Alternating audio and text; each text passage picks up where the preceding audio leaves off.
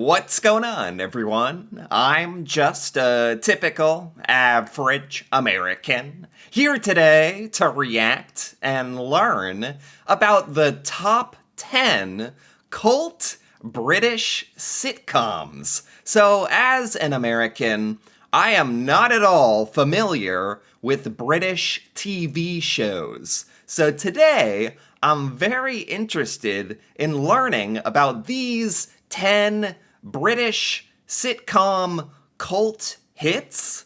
So to me, a cult hit sitcom is a sitcom that was pretty popular, but more importantly, it has like a big, dedicated, super passionate fan base that makes it like a cult classic. So I'm quite interested to see what these shows are and what they're about, and I guarantee you I've never heard of any of these British shows before. So with that being said, let's take a look. Number 10, The Mighty Boosh.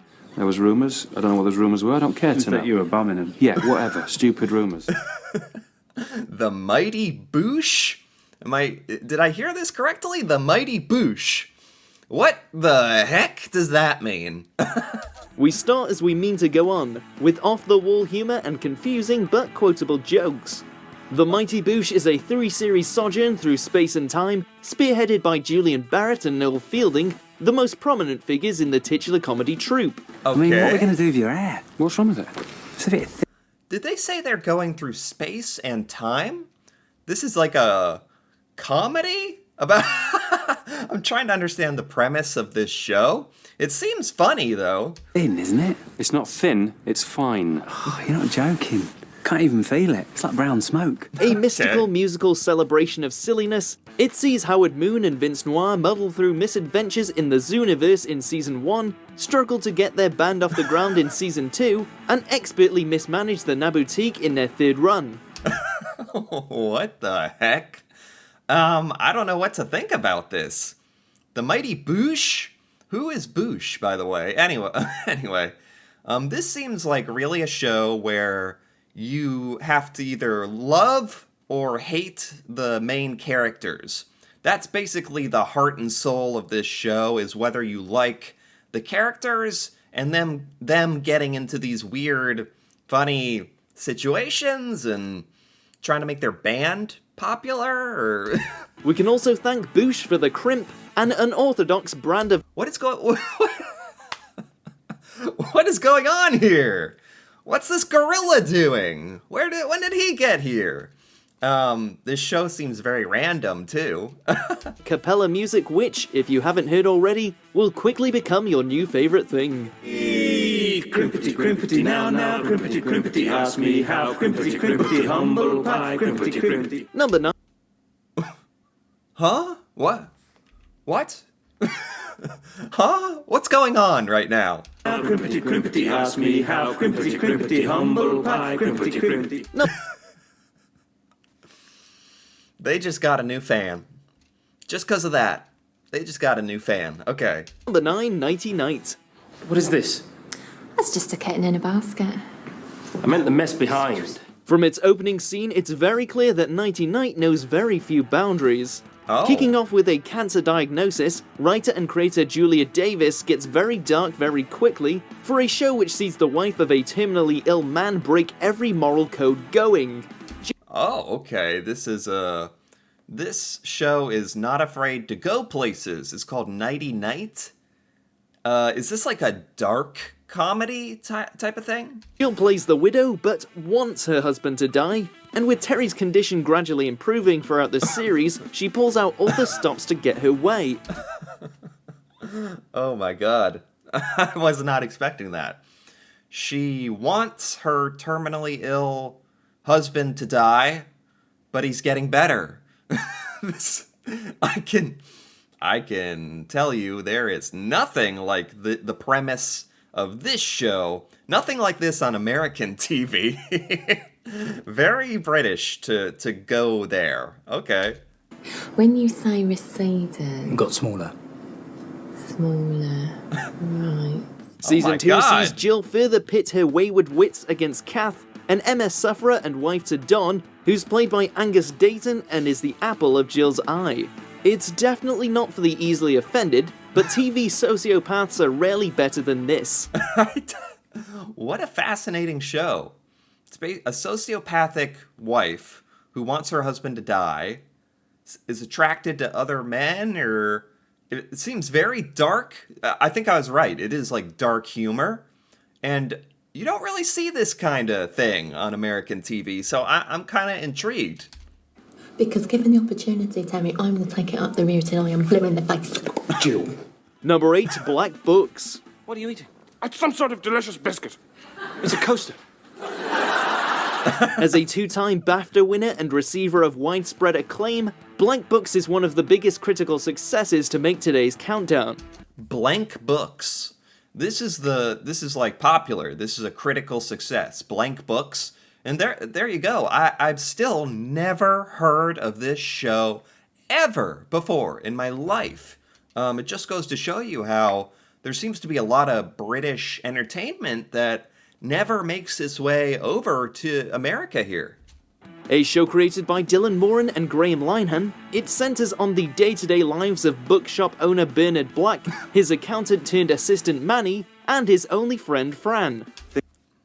The entire show is about a bookshop owner and his friends?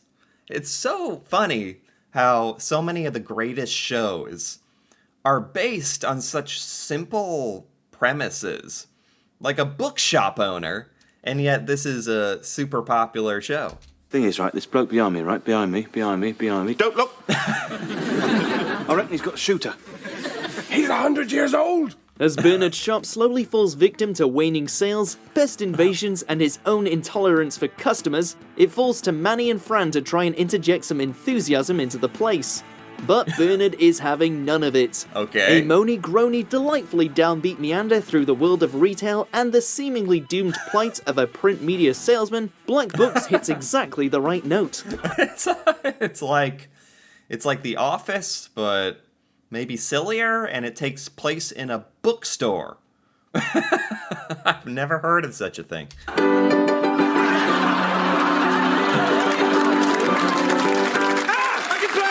Number 7, The Thick of It. I hate school children. They're volatile and stupid and they haven't got the vote. Might as well be talking to geese. If you've ever wondered about the inner workings of government, and your local legislation has left you struggling to find the right swear word, then The Thick of It should be right up your sitcom street. The Thick of It. Now, the way they're filming this really reminds me of The Office, with like a handheld camera. And this is like that, but it takes place in the British government? The show uncovers an inside story to British party politics and its routinely problematic relationship with the media, the workforce, and the general public. Okay. Largely centered on the fictional Department of Social Affairs and Citizenship, the show's most... There you go. It's based on a fictional government department and all of their hijinks. That that just sounds like a classic British sitcom right there. I've never heard of this, but I'm not at all surprised. Most famous son is the formidable Malcolm Tucker, a savage spin doctor and overall enforcer. The best way to cure a paper jam? I don't know. Kill a kid an hour until it sorts itself out. Not since Shakespeare has one man magicked so many new words, only most of Malcolm's are outrageously offensive. Omni Shambles did make it to the OED though, so good for him. This is another recurring theme I'm seeing, is a lot of these British cult sitcoms are like willing to push the envelope. They're willing to go there, to be a little offensive, to be a little dark. And that is something we're sorely lacking in American sitcoms, like even the older ones, really. So it's actually really interesting for me to see what these cult British sitcoms are kind of about.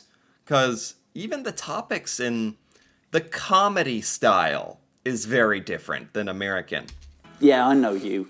You know Jack Chan about me. Number 6, The Young Ones. Why don't you like me? Because you're a complete bastard. A crop of unruly undergrads, a bleak and soiled student house, occasional outbreaks of extreme violence, regular performances by leading rock bands. The Young Ones doesn't comply with typical sitcom conventions. The Young Ones. This is... all of these, I mean, I guess, when you think about it, that's kind of the definition of a sitcom, is like an episodic, like, show about a group of people that you care about, and these British sitcoms literally cover every, like, conceivable topic. Like, now we're on to, like, this rock band that lives in a shoddy apartment together.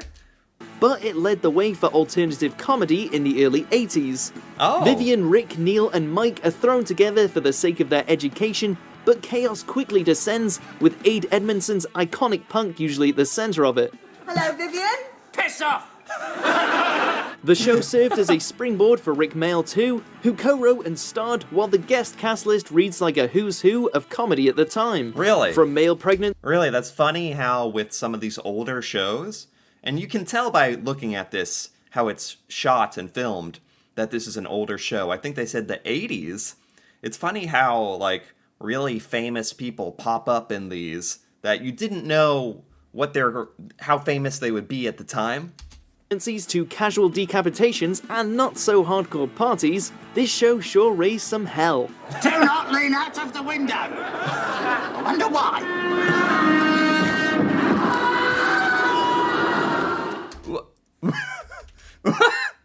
His head got chopped off. His head got chopped off! Was this just the last episode, the final episode? Or is this like a daydream or something? Number 5, I'm Alan Partridge. Have you ever thought that suicide might be the answer? Well, sometimes I. Really? Perfect example of a joke they would never make here in America. They would never make a joke like that here. That's very interesting to me. When? Well, when I've seen you looking all depressed and that, you know. Not me. You'd be hard-pushed to find a more endlessly quotable comedy character than Steve Coogan's Alan Partridge. A spoof radio star turned TV icon, he's unashamedly narcissistic and obliviously out of touch. But That's exactly why we love him. With 2 series released 5 years apart, I'm Alan Partridge sees the serial showman struggle with the low points of his life. Okay. Go see my brother. In no way, you big spastic, you're a mentalist!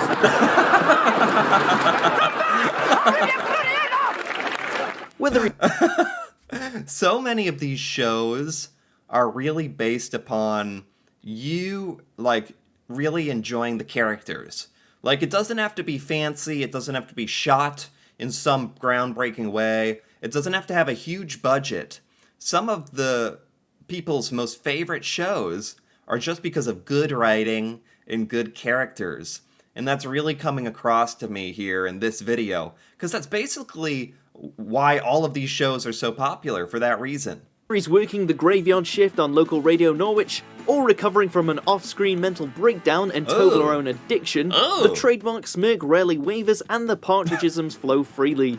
He lives in a hotel, he can definitely tell entertaining anecdotes, and he doesn't like Joni Mitchell.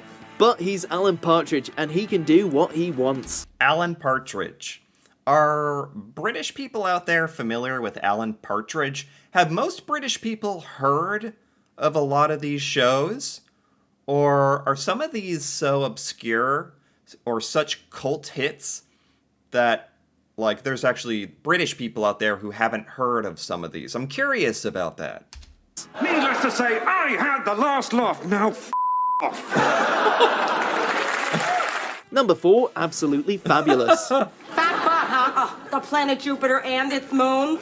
A galaxy of excess flubber. Is that supposed to be an American? Is this supposed to be an American? The planet Jupiter and its moons. A galaxy of excess flubber. Staying on top of the latest trends is a tough business, but Ab Fab's Eddie and Patsy have devoted their lives to it nonetheless. That and heavy drinking. Jennifer Saunders and Joanna Lumley star as the have-a-go socialites, hell-bent on staying cool no matter what the cost. It's so funny to me, because it's very clear to me in these British sitcoms that in British writing and British comedy, you're much more willing to push the characters further, to make them like absurd or narcissistic or just in some character trait that's just pushed way over the edge. And that seems to be really common in British comedies, British sitcoms, and I like it. They're like larger than life characters. With only Eddie's daughter Safi to offer any semblance of normality, they're a double act always one drink away from disaster. And it's so easy to get hooked on their melodramatic misadventures. Okay. Shall we light up? So if you haven't already, best notify your next of kin, invite them all round and take inspiration from Eddie and Patsy's liquor habit and binge the entire show. You won't regret it. What do you see when you look in the mirror, darling? Me looking fabulous. What do you see? Okay. Number 3, The League of Gentlemen. It's all right, I've got my mobile. Just needs charging. Can you show me where your points are? Not to be confused with the similarly named Sean Connery film, The League of Gentlemen is black comedy at its brutal best. Oh, black comedy. That's what you call it. There's a name for it. Black comedy. Really, really dark comedy. Oh, okay. So this is the blackest of comedies. It started on the stage before converting to TV around the turn of the century, skirting the line between weird sketch show and even weirder sitcom. The surreal action takes place in Royston Vasey, a closed-off community unlike any other. Okay. Every character, regardless of gender, is played by the show's 4 male writers, and almost everyone has strange or sinister intentions at their core. Of course. A self-confessed local place for local people, the town sign warns you'll never leave. But if close to the bone comedy is your jam, then why would you want to? And I am your restart officer. So sit down, shut up, and start learning. Number 2, Spaced. Spaced, okay. Oh, hey, I recognize some of these actors, honestly. I recognize some of these people here. Spaced, so we're at number 2 on the list already. We're almost done. Never heard of it. Never heard of any of these so far. Mike, I really am not in the mood. Oh, shit.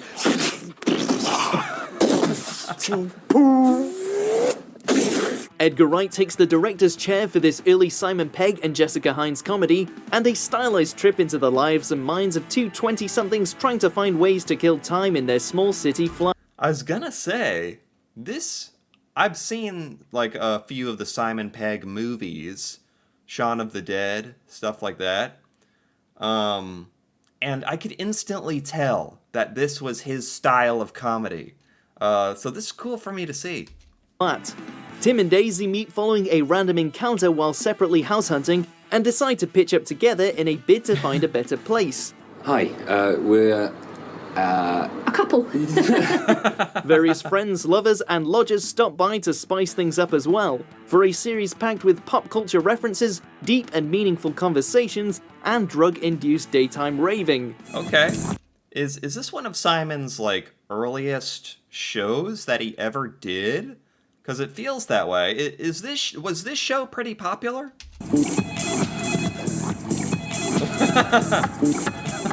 It's today's runner-up, and Tim's packing Jaffa cakes to celebrate. Number 1, Red Dwarf. Okay. Humans? The Vindelian people despise all humans. They are the vermin of the universe. Is that not right, Bindi? Of course this is number 1. Why wouldn't it be? Red Dwarf. Is this like a science fiction spoof show? Ibaji. Sci-fi meets sitcom for today's winner, with a cult following to trounce anything else in the universe. Red Dwarf first took flight in 1988, with 8 series completing an original run which lasted over a decade. Wow, this was going for a long time. So this must be a pretty popular British show, huh? The show sees the crew of the eponymous spaceship travel through galaxies encountering otherworldly creatures, while the spaced-up setting proves backdrop for some spectacular onboard bickering, especially between Craig Charles's Lister and Chris Barry's Rimmer. This guy is freaking me out, by the way. This guy is freaky. So this is like a spoof of Star Trek or something, in the form of a British comedy sitcom, okay? He's a smig.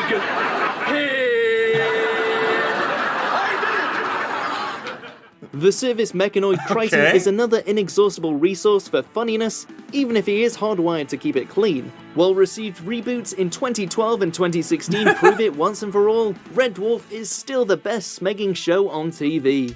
Oh, they tried to reboot this show? They tried to do reboots of this? That seems like it'd be very difficult to do.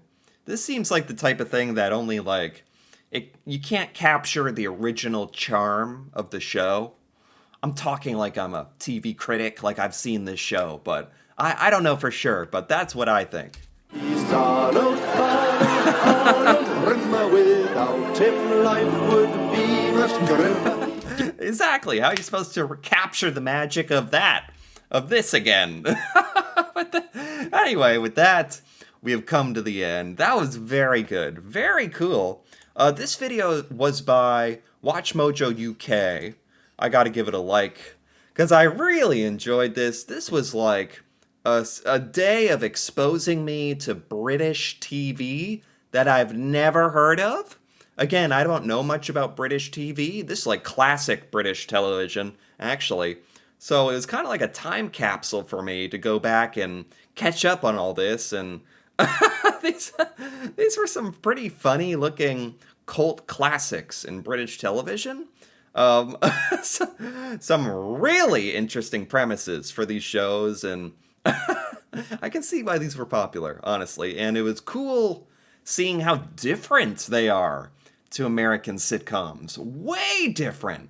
Like, in a great way, in a much more interesting way, honestly. So, I quite enjoyed this. Anyway, if you enjoyed this as well, feel free to give this video a like or leave a comment with your thoughts on any of these cult British sitcoms. If you ever watched any of these, or if there's any other cult sitcoms that were not on this list that should have been, that'd be very interesting to hear about. And if you're interested in more videos like this, me reacting to Britain and British culture, feel free to subscribe for more. And until then, thanks for watching, and see you next time.